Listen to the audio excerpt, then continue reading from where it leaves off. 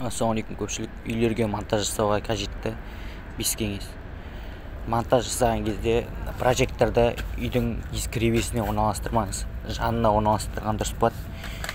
Және де кабельдің сеченесі үйдің нагрузкасын барлығын қосады. Сосын барып шығады 2-де 2,5 ба, 3-де 2,5 ба, 2-де 4 ба, соған баса мән беріңіз. Есіктердің қалай ашылатынын біліп алыңыз.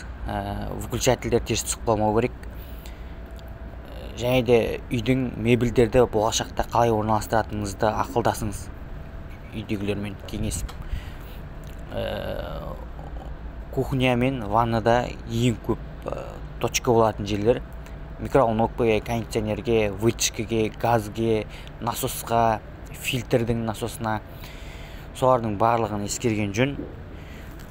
Және де кабельді жарға қаққанда, жармен жүргізгенде ұрып